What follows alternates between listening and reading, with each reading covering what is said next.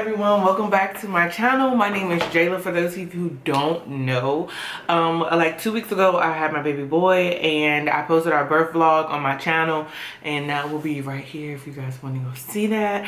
I definitely think you should watch it before, or it don't matter, or after, just go watch it. It's a cool video. So yeah, a lot of things that we did differently. I just wanted to kind of come up here and explain why we decided we wanted to have our baby boy at home, and just, you know, basically our birth story. So when we first got pregnant, we did like the normal, how you know, go to the OB and everything, and we went to the first doctor, and I had to kind of like, they were like, okay, so we'll see you back at, you know, and then you'll get your first ultrasound at 20 weeks. And I was like, my first ultrasound at 20 weeks? That wasn't right. So I had to like beg them for an ultrasound, like, y'all not even gonna see if it's a real baby in here, like, you know, y'all not gonna see, you know, like if anything's wrong, y'all gonna wait until it's 20 weeks. And then like, I just don't, can you just make sure everything's okay right now at like 10, please? Thank you. Then after that, we ended up switching doctors because they said that 16 doctors could possibly deliver our baby, and we didn't like that. So we switched to a more personal office, a smaller office with one doctor. The thing about the one doctor thing is that we didn't get to meet our doctor until we were 30 weeks pregnant. And I didn't like that because I wanted to know who was delivering my baby. So yeah, when we finally met the doctor, he was a cool doctor. He was just older. We ended up asking him if he thought that we were good candidates for home birth because we were already kind of talking about it, and he flat out said no.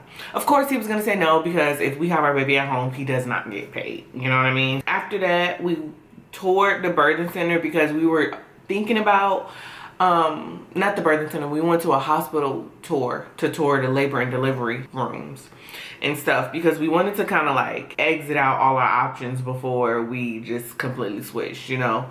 Like, what if the labor and delivery room had a tub and it was nice, you know what I mean? But I already felt like I didn't have control over things with the doctor, because when we asked him questions, he just wasn't like, he did not care. He was like, oh, okay, you know. I was like, okay, yeah, delayed cord clamping. He was like 1 minute and 18 seconds. And then he was like, I was like, well, I want to do, you know, he was like, well, tell the nurses. And I was like, what the hell is this, you know? So I started doing my research about home births, and then that's when I figured out that like Black women were more likely to die during childbirth. I started reading all these statistics, and you know, just I almost was scared to go to the hospital. After I was done doing all my research, I was like, I am scared to go to the hospital. I think they're gonna cut me. They're gonna want to do this, they're gonna do that, they're gonna do all these stupid interventions, and then at the end of the day they're gonna be like, we saved your life, and we saved your baby's life, and that's what's gonna happen. I was petrified of going to the hospital.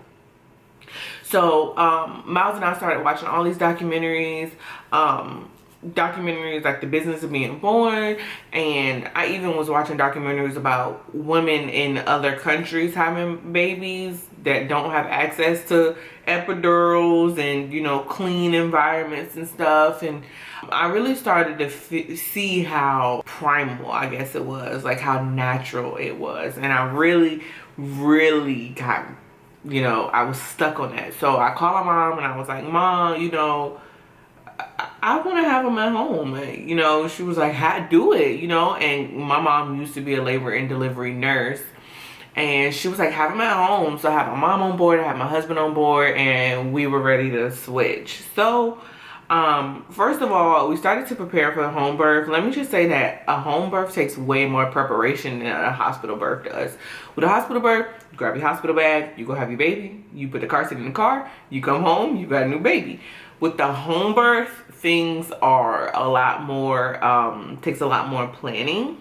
So first I want to start off by saying why we switched. During the tour at the hospital, they were talking about how you couldn't eat and drink during labor, and how if the doctor says it's okay, and you can move around if you're not attached to an IV, and da-da-da-da-da-da. And I didn't want to be attached to an IV. I wanted to be able to move. I wanted to be able to eat and drink if I wanted to.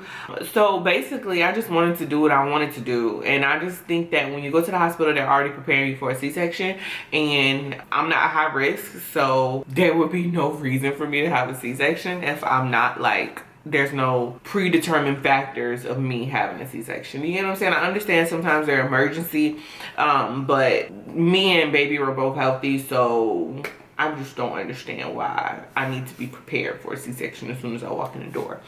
We wanted to do a home birth because it's more personal.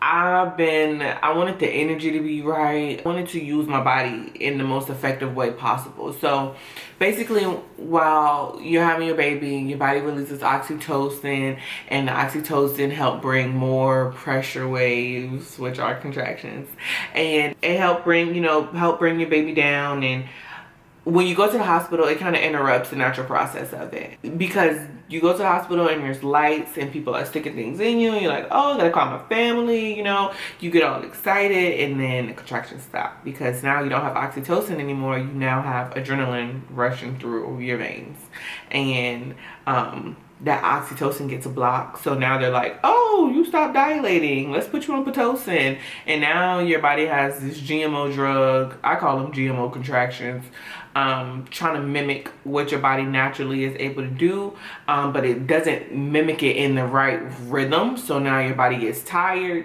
and you're like, oh, I need an epidural. So you get the epidural, you get the pain medication, cool, but your baby's still feeling those GMO contractions, and instead of lasting a minute long, they're lasting 3 minutes long, and your baby is getting stressed out because that's a long time to, that's a long contraction.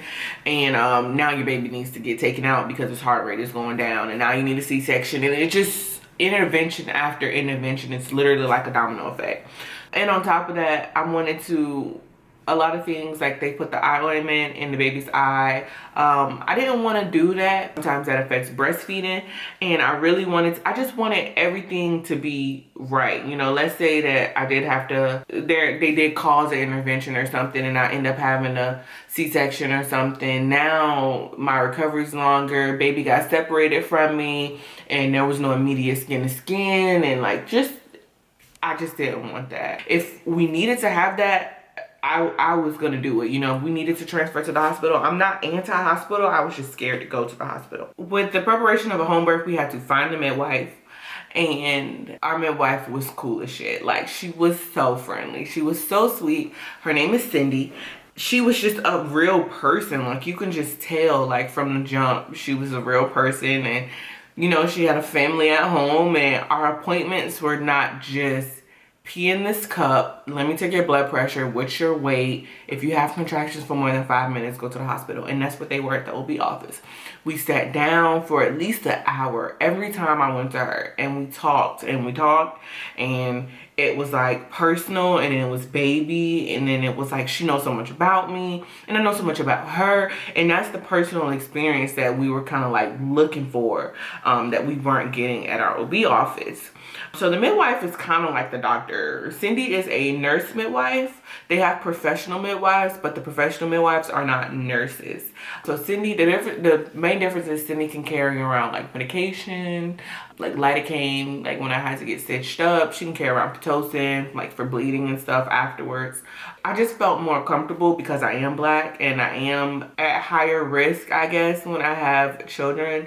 I wanted a nurse, somebody that could kind of medically intervene if she needed to. The midwife is kind of like the overseer. She's the one that makes sure I'm healthy. She makes sure her baby's healthy. She makes sure neither one of us are in stress. And that's basically what she is. Then we had to find, Cindy recommended that we find a doula because this is our first baby. I actually recommend everyone to have a doula, whether you're having a hospital birth, home birth, birthing center birth, whatever. I recommend a doula. The doula is there for energy and spiritual, and she is just there to educate you of all your options, especially if you have a hospital birth.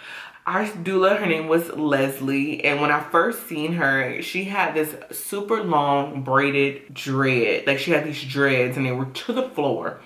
And I was like, this is my girl. This is her. Look at her. How could you not love her? We probably found her literally 4 or 5 days before Jackson was born. We did everything kind of last minute. We transferred to the midwife at 30 weeks. It just takes a lot more preparation, emotionally, physically, mentally, everything. I had to mentally prepare myself to do this, and you don't notice how negative people are about childbirth until you say something like, oh, I'm having him naturally. They go, good luck, you know. Oh, I'm having him at home. Oh, let me know how that go. You don't realize how negative people are. One time we were at IHOP, and the lady that was sitting next to us, she was like, oh, when you do? I was like, next week. And she was like, oh, girl, it's gonna hurt. And I was like, why the hell would you say that to me? Why would you say that to me? Then in Food Lion one time, the grocery store, this lady, she just, you know, the belly gravitates all this attention, and she's like, my daughter was in labor for 48 hours. And I'm like, great. This sounds like a lot of fun, girl. Sounds good. I didn't like that. I didn't like that at all. We started to go to Hypnobabies. I researched it, and Adara was our Hypnobabies instructor. And when I say that Hypnobabies helped so much, it's literally hypno anesthesia. You are hypnotizing yourself. It's more than that. It's more than just hypnosis, because it's an energy change. It's a mindset switch. Like, you have to completely change the way you think. And the class teaches you how to do that. It teaches you how to block out negativity. It teaches you new words for words that previously had a negative connotation to them, like contractions are now pressure waves.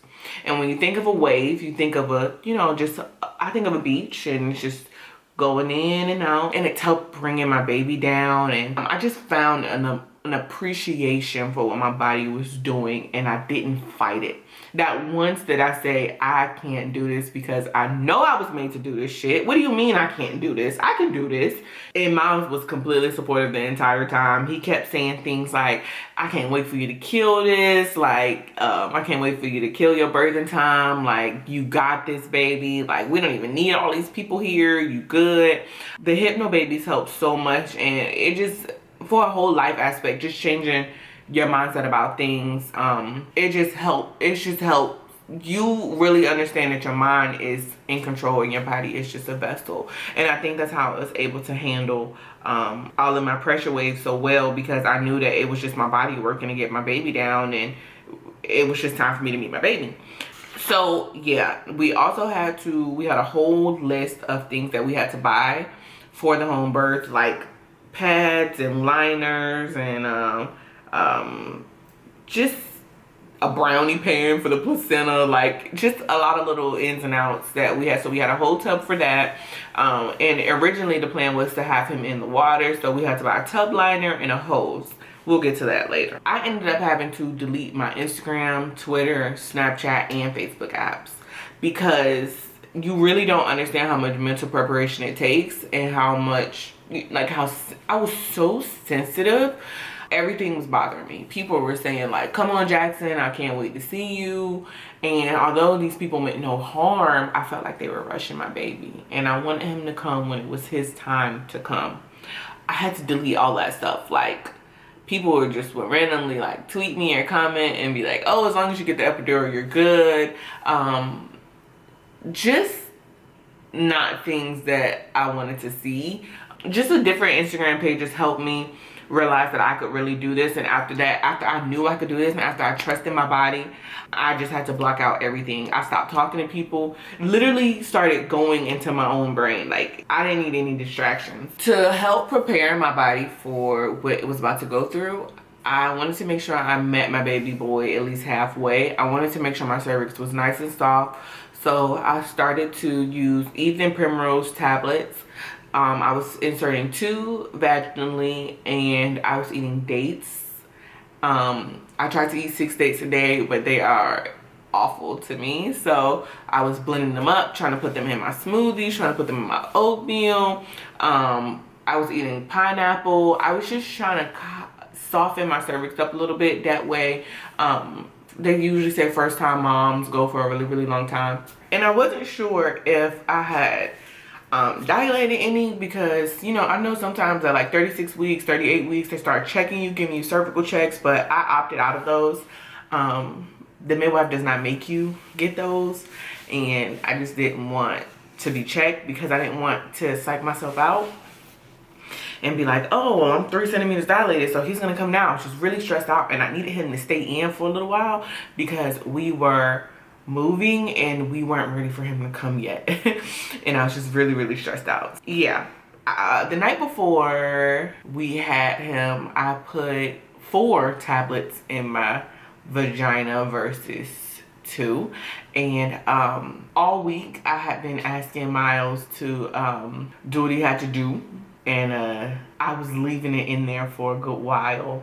Sometimes I fall asleep with it. That's TMI, but you know, whatever. Sperm softens the cervix. Also, a lot of people say what gets baby in gets baby out. So like twice a day. It's like before he went to work, I was like, hey, need that. Before he went to sleep, hey, need that for dinner, hey, real quick. Or anytime right before I was gonna take a nap, because there was no purpose to do it if I was gonna be up, because it was just gonna leak out. So there's a waste, you know, so a whole waste. So yeah, I put 4 in there, and the next night we were sitting on the couch, and I was like, babe, I'm hungry. But I started editing because we have vlogged that whole day.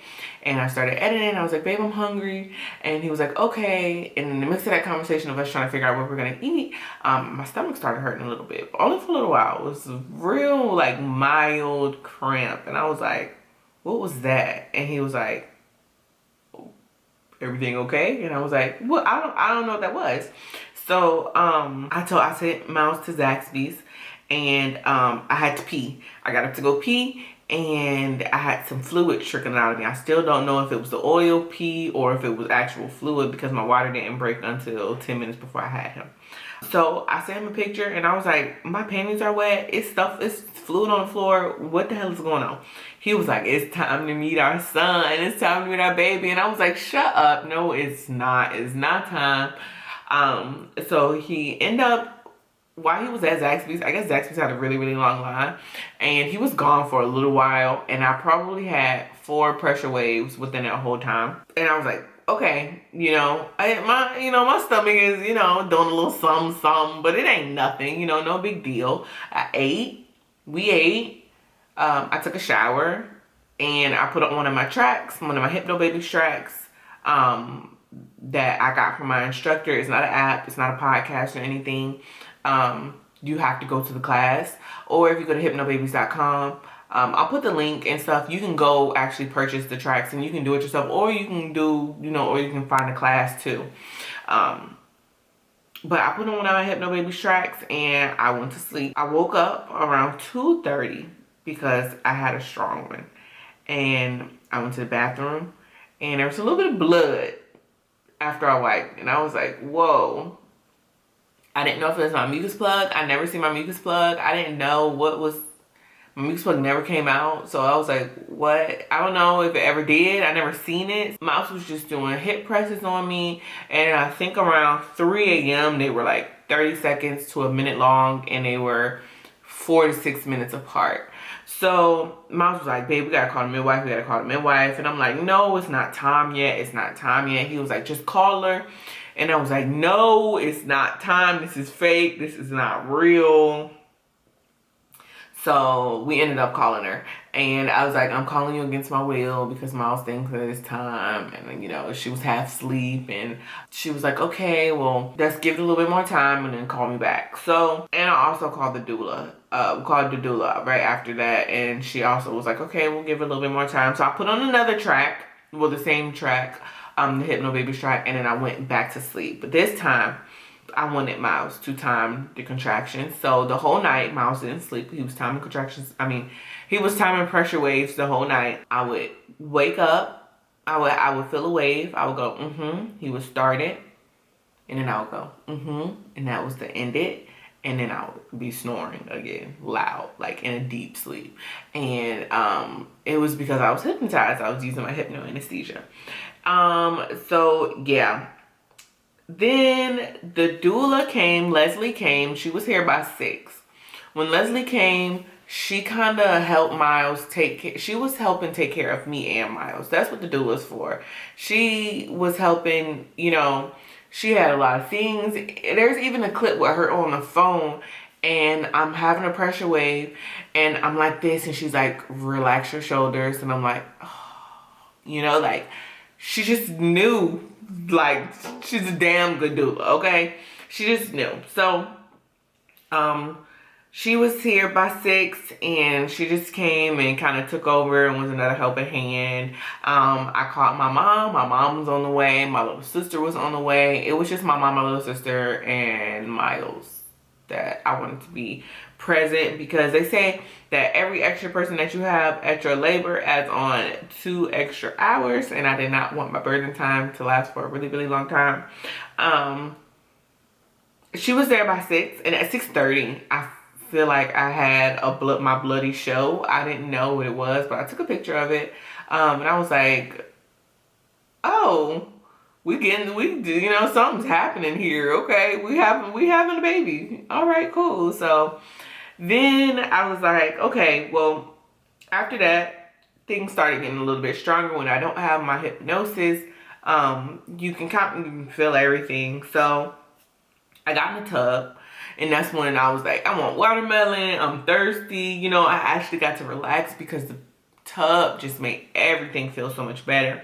I took out my braids because I didn't want to look like a doodle mama when I met my son. And we were just kind of chilling in the tub for a little while until Sydney got here around 8. So I was in the tub for about an hour, 30 minutes, like a while. Sydney got here around 8. And she was like, do you want me to check you? And I was like, oh, I'm so scared to get checked, because this probably got real serious around like 3 or 4 a.m. and I don't know where I'm at, and I don't want to, like, if I'm not where I'm at, I don't want to give up. So I was really, really afraid to get checked. But when she checked me and she told me I was 7 centimeters, I got so emotional, because I was like, wow, I'm gonna meet my baby today. Like, this is time. And I was so excited, and I was just so proud of myself. I was so proud of my body, and I couldn't believe that I was actually doing it, and it was just happening. So right after she checked me, they were trying to get the birthing tub right, because they're like, she's 7 centimeters, let's get the tub. There was black specks coming through the holes, so they weren't able to get the tub together. And they were taking a long time trying to get it together. So I was like, all right, y'all, I'm out here and this thing doesn't feel very good. So I'm going to get back in my tub while y'all do that. So I got back in my tub. I started feeling extremely nauseous. I wanted to throw up. I started using peppermint to try to sniff it. And there's the picture of Miles holding the trash can up on. Because I really felt like I needed to throw up, and that's when I was getting really, really close. And that's when I knew I was entering transformation, which is transition, but we call it transformation in Hypno Babies class. That's when I knew I was entering that. So got back in the tub. I started to do these real low, tones. Couldn't talk through them. Just really had to focus inward. Everything was kind of a blur. Then I started feeling this really, really, really intense pressure as I would get a pressure wave. And the only way to relieve it was to kind of like bear down and kind of almost like I was doing a crunch, like, flex my abs a little bit. And that was the only way to relieve it. And with doing that, I actually broke my water at 9:42. It kind of literally felt like a thump. Like, it kind of felt like when you open a champagne bottle and it was a release of pressure, and that's when shit started getting real. And it was like, okay, Then Cindy's like, Jaelah, I don't know how clean this tub is. We have to move you to the bed, So she was like, after this one goes away, we need to move you to the bed. So I was trying to get up and get out the tub, and another one hit me, and I started pushing. Like, my body just wanted to go. So I was just doing what my body did, and I wanted to push, and I was kind of like grunting and not yelling through them, but like, like, I don't know. Like, with just a lot of force behind it, I got out the tub. And I told you my water broke at 9:42. Got out the tub. It took me about 10 minutes to get out the tub. Because it was just really uncomfortable to move when I was that deep into transformation. So So got out the tub, walked to my bed. My body just told me to go on all fours. I went on all fours, and I had another pressure wave. And at this time, there was like some type of like foot brick combination in my ass, and I just felt the need to push, because that's what it feels like. It literally feels like a brick in a foot in your butt, and it doesn't hurt. It just feels really, really intense, and it just, you just like, oh, I gotta get it out. And I probably, if I would have slowed up, I wouldn't have tore, but I only tore in 3 little spots.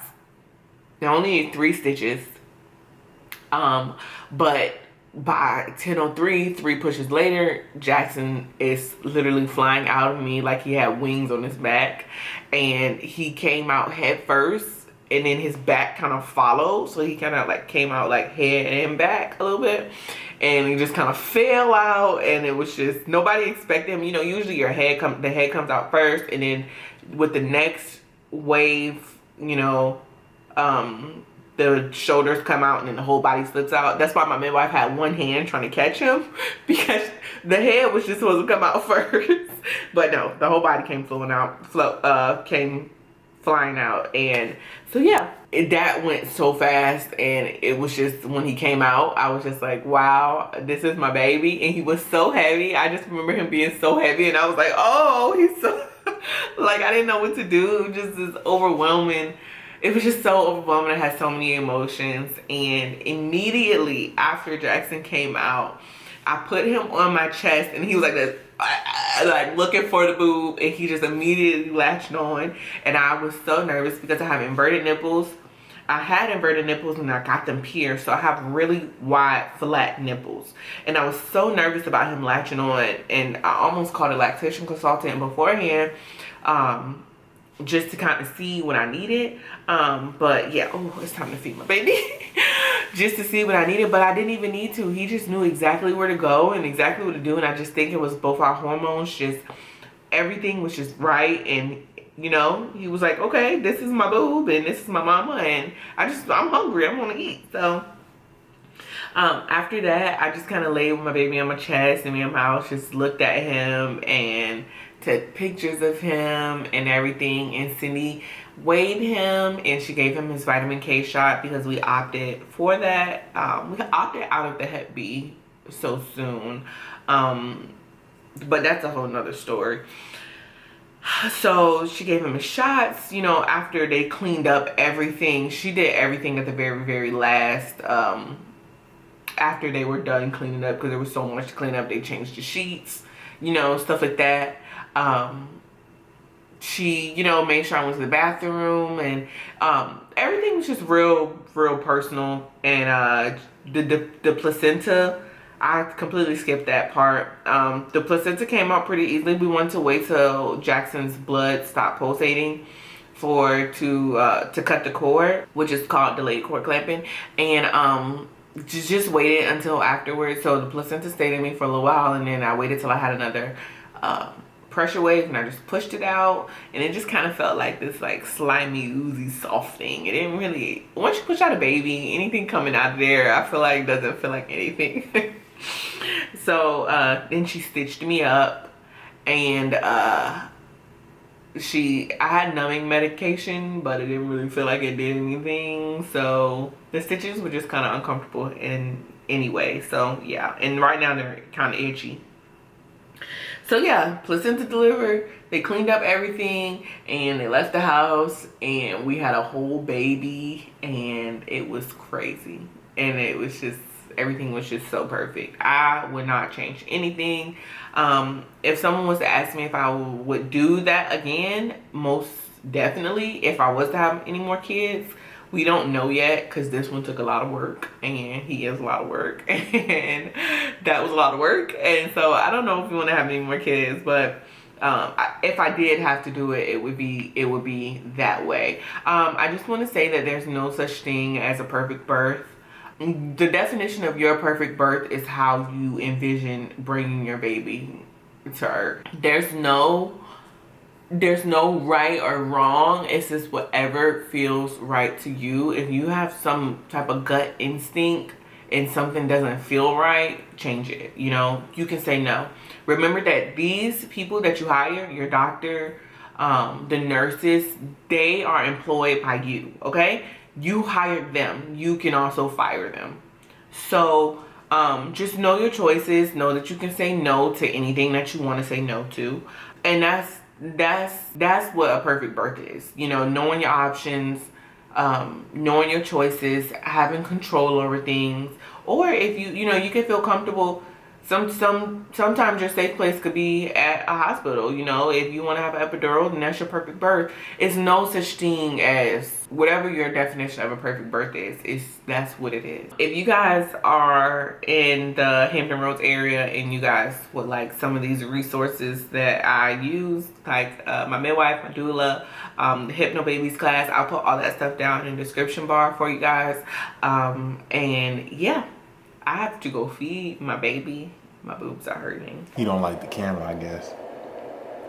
Gotta get used to it, buddy. Say hi, Jackson.